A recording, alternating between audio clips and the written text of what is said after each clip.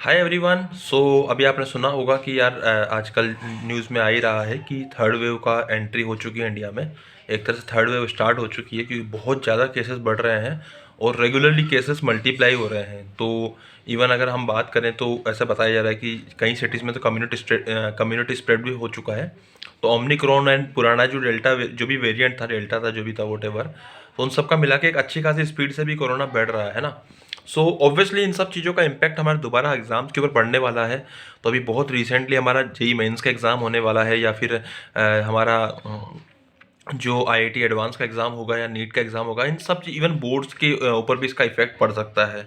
तो आप ये मान के चलिए वर्स्ट केस में यही होगा कि हमारा एग्ज़ाम डिले हो जाएगा।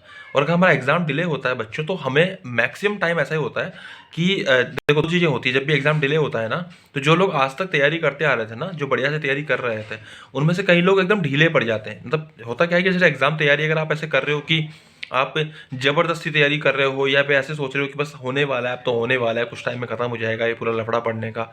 तो उस केस में फिर क्या होगा ना कि अगर और डिले होगा तो फिर आपको और ज़्यादा बोरियत फील होने लग जाएगा। और जो लोग किसी कारणवश अब तक तैयारी नहीं कर पाए थे ना, वो अब आने वाले हैं फुल फॉर्म में, क्योंकि अगर टाइम मिलेगा तो वो लोग तैयारी ढंग से करेंगे।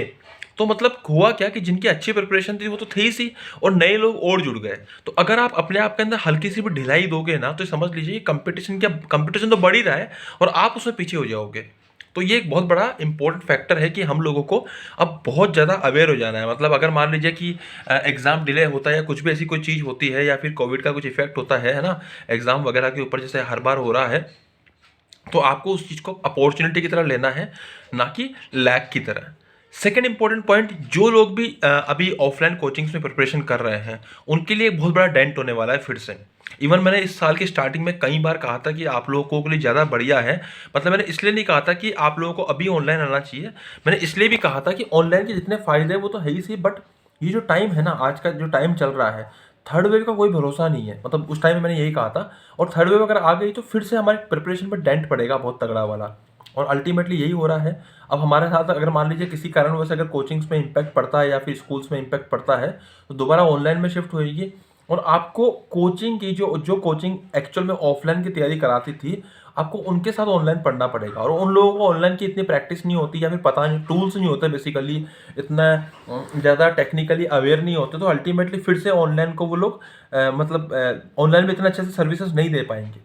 तो मैं आपसे यही कह रहा हूँ बच्चों की, ऑनलाइन की अगर बेस्ट सर्विसेज लेनी है तो फिर उस चीज़ पे फोकस कीजिए आप, या उस कोचिंग के साथ जुड़िए जो प्रॉपर ऑनलाइन के लिए ही फेमस है। आप जानते हैं मैं किसकी बात कर रहा हूँ, मैं बात कर रहा हूँ अनअकैडमी के लिए, है ना।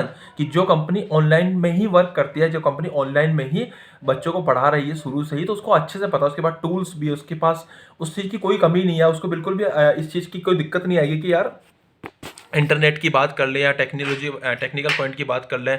तो कहीं ना कहीं वो कंपनी काफ़ी हद तक अवेयर है और काफ़ी अच्छे से उनके पास कंप्लीट रिसोर्सेस हैं। Getting my point. अनअकैडमी बच्चों, अगर आप आज ही एडमिशन लेते हो तो आपको 22% का ऑफ मिल रहा है, सिर्फ आज के लिए। कल से ये ऑफ बंद हो जाएगा। मेरा कोड है नरूका 10, आप यहाँ देख सकते हो, नरूका 10 डाल के आप 22% का ऑफ यहाँ पे ले सकते हो अनअकैडमी पर।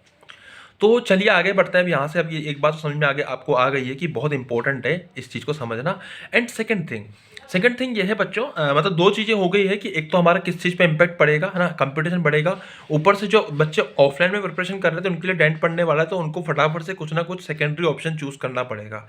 की बात करूँ तो मैं यही कहना चाहता हूँ आप लोगों को कि यार घर में ही रहिएगा दोबारा से, है ना। कोशिश मतलब इस चीज़ के परेशान मत होइए कि छुप छुप के आपको कहीं पढ़ने के लिए जाना पड़ रहा है, क्योंकि बीच में देखा गया था, हमने भी ऑब्जर्व किया था, ये कई लोग क्या है कि छुप छुप के पढ़ा रहे थे, कमरा बंद करके पढ़ा रहे थे। अब ठीक है जो भी है, बट बच्चे भी छुप छुप के जा रहे थे। तो ऐसा नहीं है यार, इतनी मजबूरी भी नहीं है, चीज़ें समझ में आती है अगर हम ढंग से ऑनलाइन में भी देखें तो आपके पास दोनों ऑप्शन हमेशा से अवेलेबल थे। और जो ऑनलाइन वाला ऑप्शन है वो बहुत अच्छा अब हो चुका है, बहुत अपग्रेड अब हो चुका है, तो उसका आप बहुत अच्छे से अडॉप्ट कर सकते हो।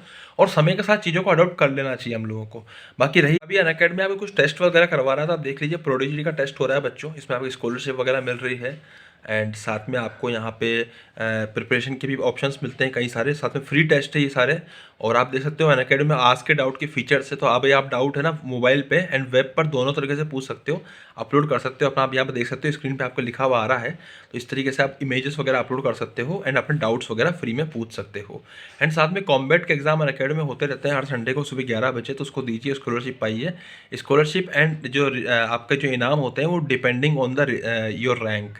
तो ठीक है, तो आइकॉनिक एंड प्लस में आप आगे जुड़ सकते हो बच्चों। प्लस में आप देख लीजिए प्लस के बेनिफिट्स क्या क्या हैं। एंड आइकॉनिक में पर्सनल गाइडेंस, आपको पर्सनल जो मेंटोरशिप होती है, पर्सनल गाइडेंस, टेस्ट एनालिसिस, ये सारे फीचर्स आपको मिल जाते हैं। लेकिन प्लस के अंदर आपको एक कोचिंग की सारी प्रॉपर सुविधाएं मिल जाती है विद अनलिमिटेड एक्सेस। तो this is the about this particular video. Thank you so much, happy learning, जय हिंद।